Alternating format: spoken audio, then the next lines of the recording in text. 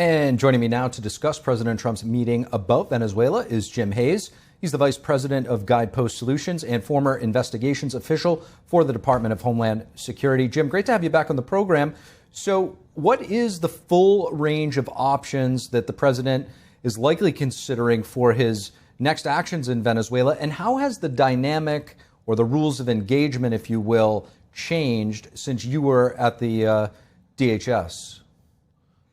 Well, it's good to be with you, Steve. And what President Trump and this administration is doing is something that administrations previously have been very, very reluctant to do. Obviously, they view this as a national security threat.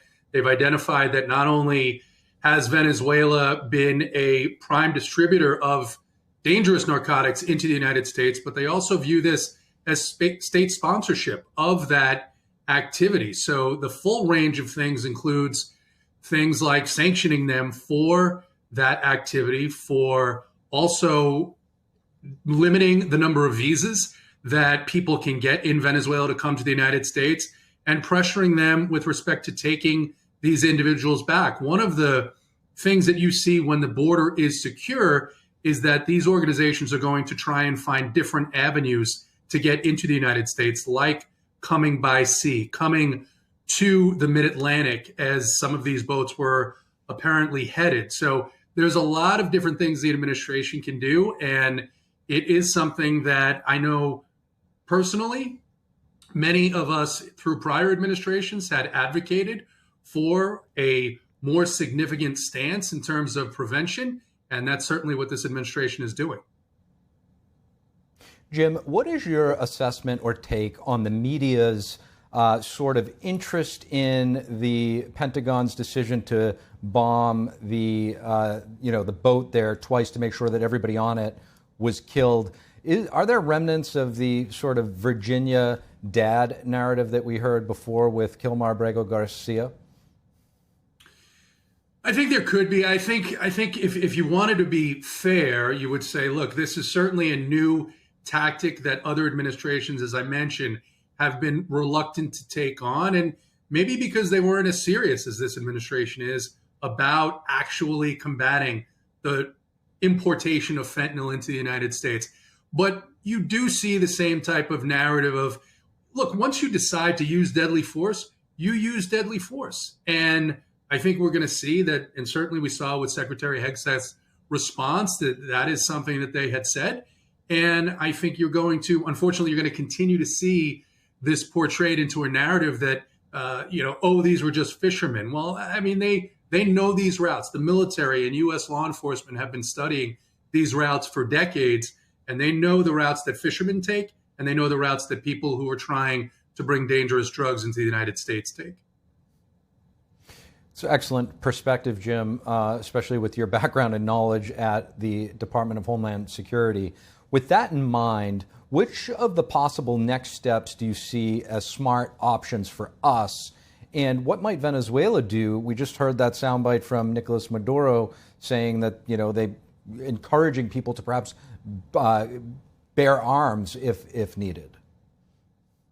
Well, I think it gets a little complicated with the inclusion of Russia. They're certainly relying on making other partnerships to try and dissuade the United States from taking the action that the president and the Secretary of War have suggested that they may take. And I think what you're probably seeing behind the scenes, or what we're not seeing, is some level of diplomacy, some level of discussions. And I think in particular, Maduro at this point is probably looking for a way to perhaps save a little face, but maybe find a third country where he can go and escape from the consequences of the state's actions. Now, Jim, I want to pivot to the National Guard shooting of those two guardsmen last week here in D.C. One of them, sadly, has perished and died from the gunshot wound. The other one struggling to stay alive. Homeland Security Secretary Kristi Noem saying that the suspect was radicalized while he was right here in the United States. What do you make of that? How do we identify and prevent this kind of thing from happening?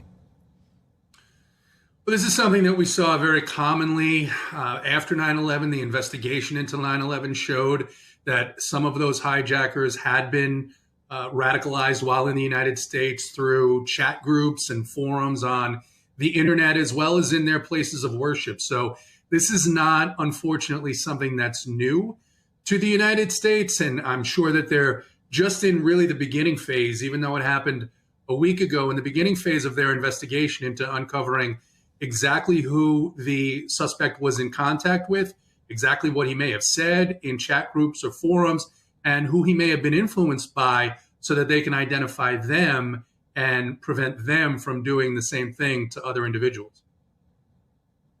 Jim, lastly, the U.S. is tightening now the legal, not illegal, the legal immigration review process following this tragic shooting.